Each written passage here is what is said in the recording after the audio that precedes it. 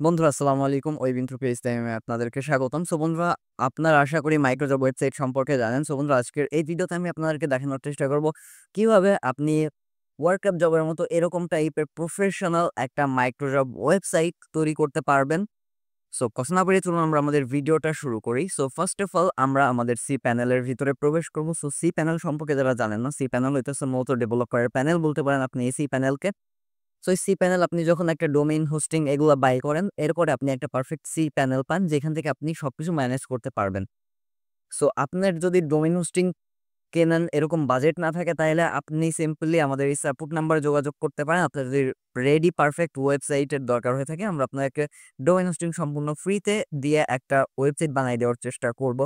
So অথবা আমরা আমাদের বিল্ড প্রো থেকে আপনি চাইলে ওয়েবসাইট অর্ডার করতে পারেন। সো হোয়াট এভার, মেইনলি আমাদের সাইটটা তৈরি করার জন্য আমরা সি প্যানেলে আসলাম। সি প্যানেলে আসার পর আমরা এখান থেকে ফাইল ম্যানেজারের উপর একটা ক্লিক দিব। সো ফাইল ম্যানেজারের উপর একটা ক্লিক দিয়ে দিলাম। দেন এখান থেকে আমরা পাবলিক আন্ডারস্কোর এইচটিএমএল এ চলে যাব। দেন আমরা এখান থেকে অথবা আপনি আপনার সাবডোমেইনে চলে যান। আমি আমার সাবডোমেইন ফোল্ডারের ভিতরে প্রবেশ করলাম অ্যান্ড এখান থেকে আপলোড ফাইল। এখানে হচ্ছে আমাদের স্ক্রিপ্ট আপলোড করতে হবে। এক কথায় আমাদের সার্ভারে আমাদের এই থিমটা আপলোড করতে হবে। সো আমরা সিলেক্ট ফাইলের উপর যদি একটা ক্লিক দিই, দেন আমরা এখান থেকে আমরা আমাদের ফাইলটা পেয়ে যাব। অ্যান্ড ফাইলটা আপনি কিভাবে পাবেন অবশ্যই এই ভিডিওটা দেখতে থাকুন, আমি ভিডিও কোনো এক সময় বলে দিব। সো আমরা এখান থেকে আরকে মাইক্রোজব এইটার উপরে একটা ক্লিক দিব। দেখেন এটা হচ্ছে 131 মেগাবাইটের একটা স্ক্রিপ্ট, যেটা আমাদের সাইটে হচ্ছে, মানে আপলোড হচ্ছে। এটার জন্য একটু টাইম লাগতে পারে। স্যার, আপনার যদি পারফেক্ট একটা ওয়েবসাইট দরকার হয়ে থাকে, তাহলে অবশ্যই আমাদের বিল্ড প্রো থেকে ভিজিট করতে পারেন এবং এখান থেকে আপনি চাইলে যেকোনো প্রকার আ সাইট অর্ডার করতে পারেন। এটা এখানে হচ্ছে একদম স্বল্প রেটে আপনি ডোমেইন হোস্টিং ও সম্পূর্ণ ফ্রি পাইতেছেন এবং পারফেক্ট একটা সাইট এরা আপনাকে তৈরি করে দিবে। এক কথায় এটা আমাদেরই প্ল্যাটফর্ম। সো লিংক অবশ্যই ভিডিও ডেসক্রিপশন বক্সে দেওয়া রইছে। অ্যান্ড আপনি চাইলে ওয়েবসাইটে ভিজিট করে ডাইরেক্টলি অর্ডার করতে পারেন অথবা সাইটে এদের হোয়াটসঅ্যাপ সাপোর্ট রয়েছে, হোয়াটসঅ্যাপে যোগাযোগ করতে পারেন। সো বন্ধুরা, আমাদের যে স্ক্রিপ্টটা ছিল সেটা কিন্তু আমাদের সার্ভারে পারফেক্ট ভাবে আপলোড হয়ে গেছে। দেন এখন আমরা যদি এখানে এসে একটা রিলোড দিই, সো মেইন আমরা এখানে কিন্তু আমাদের জিপ ফাইলটা পেয়ে গেছি। এখন আমরা কি করব, আমাদের জিপ ফাইলটাকে এক্সট্রাক্ট করব। দেন আমি এক্সট্রাক্টের উপর একটা ক্লিক দিব। এক্সট্রাক্ট।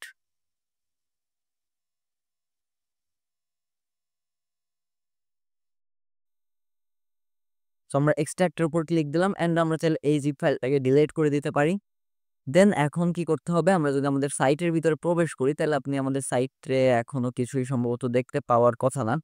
সো আমরা যদি আমাদের সাইটের ভিতরে যদি প্রবেশ করি, সো আমাদের সাইটে থেকে আমরা এরকম একটা এরর দেখাইতেছে। সো হোয়াট এভার, একটু পরে সেটা আমরা সমাধান করতেছি অ্যান্ড আমরা একটু নিচের দিকে আসবো, সি প্যানেলে আসবো।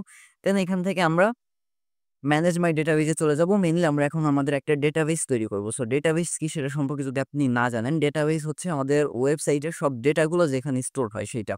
সো মেইনলি আমাদের ওয়েবসাইটে আমরা আমাদের স্ক্রিপ্ট আপলোড করছি। এখন ডেটাবেসটাকে ক্রিয়েট করা আমাদের স্ক্রিপ্টের সঙ্গে কানেক্ট করতে হবে। সো এখন আমরা সো এখন এখান থেকে ডেটাবেজ আমরা এখান থেকে আমাদের যে সাইটের যে নামটা রয়েছে সেটা আমরা দিয়ে নিব। ডেটাবেজের নাম আমরা এটা দিয়ে নিতেছি। দেন ক্রিয়েট এ ডেটাবেজ। এখন হচ্ছে আমরা এই পুরো নামটাকে কপি করব অ্যান্ড এইটা যখন কপি করবেন সেটার সময় বি কেয়ারফুল, কারণ ডেটাবেস ভুল হলে কিন্তু আপনার ওয়েবসাইট পারফেক্ট ভাবে কাজ করবে না। অ্যান্ড কিভাবে এই ওয়েবসাইট ম্যানেজ করবেন না করবেন সবই ভিডিওতেই দেখাইতেছি। সো মনোযোগ দিয়ে ভিডিওটা দেখতে থাকুন। দেন এখন হচ্ছে আমরা পাসওয়ার্ডে যেটা কপি করছি সেটাই দিয়ে দিব। পাসওয়ার্ড অ্যান্ড ইউজারেও আমরা সেটা দিয়ে দিব।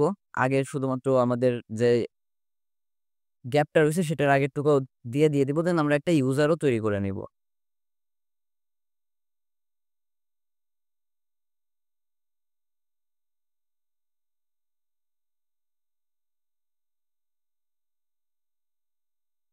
সো আমরা এটাকে একটা জায়গায় নোট করে রাখতেছি।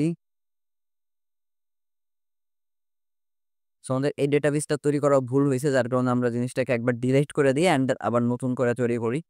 সো বি কেয়ারফুল, ডেটাবেস তৈরি করার সময় আমরা শুধুমাত্র যে মাইক্রোজব লেখা রয়েছে সেই মাইক্রোজবটা কপি করব।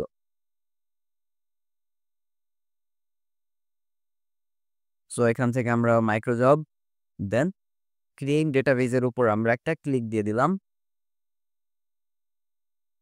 দেন এখান থেকে আমরা এই পুরোটাকে আমরা একটা কপি করব।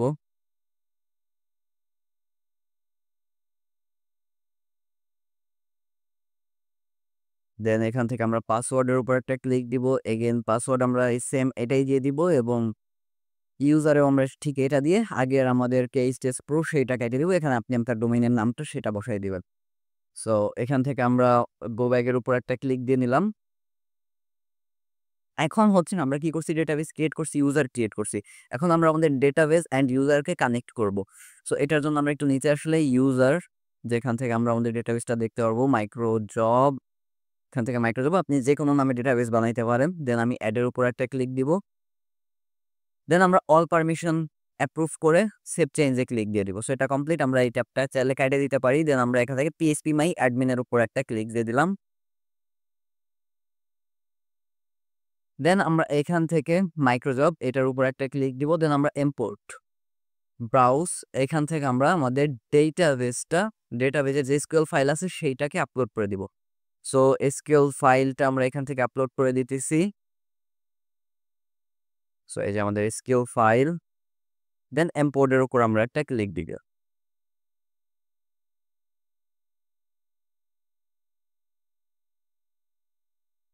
ওকে, আমাদের এটা কমপ্লিট। দেন এখন আমরা হচ্ছে আমাদের ডেটাবেস ক্রিয়েট করা কিন্তু ফুললি কমপ্লিট হয়ে গেছে।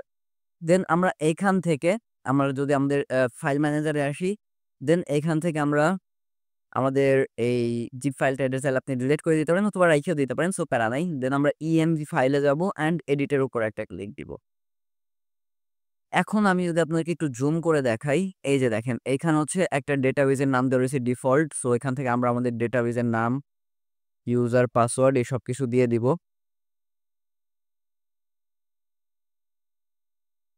দেন এখান থেকে আমরা আমাদের সাইটের যে ইউআরএলটা রয়েছে আমরা আমাদের সেই সাইটের ইউআরএলটাও দিয়ে দিব।